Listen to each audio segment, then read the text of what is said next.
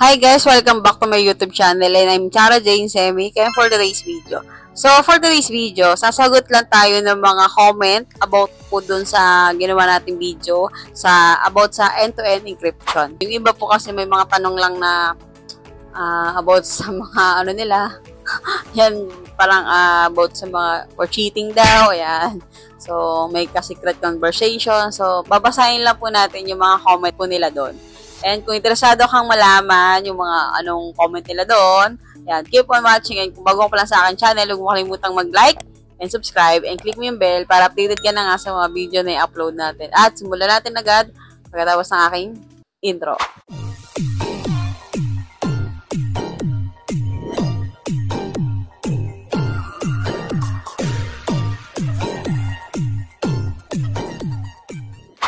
So ito guys, sasagot lang tayo ng mga ilang tanong ng ating mga subscriber. Nag-comment sila dito sa end-to-end encryption. Ayan. So basahin lang natin yung mga comment. 2 weeks ago, galing kay Rubian Borja Ruby. Open ko account ni BF. Paano hindi pwede chat ex siya ng BF ko? Magalit akin BF ko. Ayan. So, 3 weeks ago, galing kay Herminia Salaya. Yan. Bakit wala go-to conversation ang ibang pagsendan at ganun din akin? Yan. Bakit daw walang go-to conversation? So, ito pa, galing kay user QM6F55NB5. Naging problema ko rin to. Di ko nalalaman kung niloloko ako ng husband ko sa pera kasama mga kapatid niya dahil lahat ng yon nag-on siya ng end-to-end encryptions. Yan ang mahirap. Kasi mahirap po talaga yan na ginagamit yung end-to-end encryption sa masama. I mean, nag-secret conversation. Kasi ang end-to-end encryption is parang siyang secret conversations mo.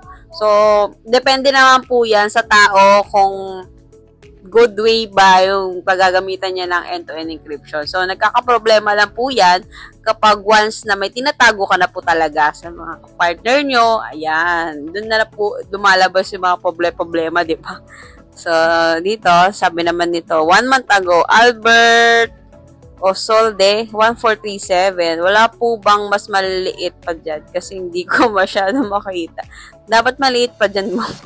Sorry naman, guys. So, galing kay Jaja. Ginawa yata to para safe ang cheater. So, yun nga. Yun nga sinasabi ko kanina na depende naman po yan sa paggamit nyo ng end-to-end encryption. Kasi ang end-to-end encryption naman po talaga, is normal naman po talaga yan. So, magkakaroon lang po kayo ng problema kung may tinatago po talaga kayo, di ba? Ayan. So, galing kay Rivera Lawrence 6021. Hindi na ba maibabalik yung mga old chats? So, may ginawa na po tayong tutorial about po dyan kung paano po mababalik yung mga old chats. So, ilalagay ko na lang po yung link niyan sa ating, dito sa ating video na to. So, galing naman kay Genro7681. Nakakainis. But, na-invento naman yan. Yung mga hindi nakakaintindi, panay lang ang click, lalo na ang mga matatanda. Kaya isipin ng nanay ko, nag-away kami kasi hinahanap ko yung chat namin, di makita. Hay Diyos ko. Yung disadvantage nito kasi nga, di ba? Wala naman po tayo magagawa kasi in-update to worldwide po ito na in-update po ni Messenger, di ba? So, kapag sa mga matatanda naman po talaga, gabayan po talaga nila yung mga messenger at sa pagtuturo po kasi siyempre yung mga matatanda hindi naman matake yan sa mga pinipindot, diba? So talaga gabayan po talaga natin kasi no choice naman po talaga tayo dahil in-update po talaga yan ni Meta. Ayan po, kaya kailangan natin na isundin at gawin, diba? So galing naman kay Bendirio Octeta 1 month ago. Saan yung mahuhuli yung jowa doon? Diyan din mahuli yung jowa dun. Kapag nag-cheat, mahuhuli mo yung jowa mo dun. So, ganyan ang mga cheater. Ginagamit niyan para secret conversation, takot mahuli. Yun, di ba? So, kasi ang end-to-end encryption talaga is secret conversation, di ba? Kasi, itong end-to-end encryption, hindi naman magiging komplikado to kapag gagamitin natin sa tama. And, kapag i-off natin, wala nang problema yun di ba? So, pwede ba mag-call dyan? So, oo naman, pwede mag-call. Kasi halos ng sekreto, nalalaman na kaya gumawa para may mga, para sa mga cheater. So, marami talaga na para sa mga cheater itong end-to-end encryption. So, kung gagawin mo naman sa mali po talaga, ayan, magiging mali po talaga yan, di ba? Nakakabwisit yung end-to-end encrypt na yan. Ayos for cheater talaga. Sarap i-hide. How to, naglilihim kung ganon, hindi maganda. Oo, hindi talaga maganda yung naglilihim ka, di ba? Marami po talaga, ito kasing ginawa nating tutorial, yung, paano ka mag-set up. So, marami po talaga din nag-comment dito, and umabot po ng, 70k views yung, video natin na dito. Kaya, marami po talagang nagre-react about po talaga sa ginawa nating tutorial. So, ito, ganyan po, yung nangyari sa messenger ko po. Hindi po ako makapag-chat sa tatay ko. Yun. Marami din talaga nabubwisit dito sa end-to-end encryption and hindi nila alam kung paano gamitin. So, pwede naman po yan natin i-off. Off na lang natin yan kung hindi naman natin kailangan, di ba? Pwede naman po yan i-off. Kaya may nag-comment din dito, nakabwisit talaga ang messenger. Bakit talaga angay pa ilagyan ng end-to-end security? Ayun tuloy, hindi mabasa ang chat ng girlfriend ko. Useless pa rin na nilagyan ng pin. Paano ba ito masolve? Marami ding hindi nila magets kung ano yung end-to-end encryptions. Pwede po bang malaking screen para mas malinaw? Ano ba dahilan? Bakit hindi na ako makasend ng message sa kaibigan ko? Siguro wala po kayong data. Charot. Charot lang. Paano po pag binabalak ko, pero, binlock ko, pero ngayon gusto ko nang buksan? Paano kaya yun? Hindi unblock nyo po, para po mabuksan nyo po ulit. Ate, bakit po hindi nababasa ng jowa ko mga chat ko, pero yung mga chat niya nababasa ko? So, siguro hindi po nakasync yung chat mo. Kaya, hindi mo nababasa yung mga message niya. So, kasi kapag on po natin yung end-to-end encrypted and may PIN, so kailangan mo i-sync din yun para mabasa mo yung mga old conversations. So, tinapik na rin po natin yan about mo dyan. Punta lang po tayo sa aking profile.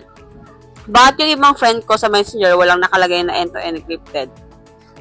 So, meron po yan lahat. Lahat po yan in-update ni Messenger, ni Meta. So, kapag wala pa po silang end-to-end, ibig po sabihin doon is naka-line up pa po yan kay Meta. Kasi hindi naman po yan sabay-sabay nag-update po, di ba? Ayan. Yan. Problema ko ngayon, paano maalis yung end-to-end encrypted? Nabuisit na ako sa bagong update na yan. Lahat ng combo na delete. Ba't pa kasi nauso yung end-to-end encrypted? Yeah, diba? Hindi ko rin, wala ba talaga tayong choice kundi sundin yung bagong rules, bagong update ni Messenger, diba? Kasi, ang ating mga Messenger is importante po talaga kasi ayun yung ways natin na parang pang-communicate, ayan. So, kailangan natin sundin, diba?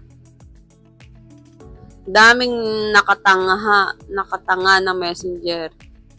Pati end-to-end nga, pati relasyon nyo, end na rin. Paano pumalis at isa, di ko mabasa mga reply nila? Paano po yung binura ang conversation nilang dalawa, then na-block siya ni girl? Paano po yung binura ang conversations nila dalawa, then ni-block siya ni girl? Encrypt yan kung ano nasend na chat sa ibang tao na punta sa ibang ang chat, kaya ngayon nahiwalay kami ng GF ko. Hello? End-to-end encrypted. Marami ding naghiwalay na jowa. So, marami. Ayan po. Ito, hindi ko na po babasahin lahat kasi napakarami po talagang comment. So, ayun guys. Yun lang muna yung topic natin ngayon. And binasa ko lang naman po yung mga comment doon sa ginawa nating tutorial na end-to-end encryption. So, maybe next video po natin is gagawa po tayo ng separate tutorial about po sa mga tanong nila and sa mga comment po nila. And that's all for today's video.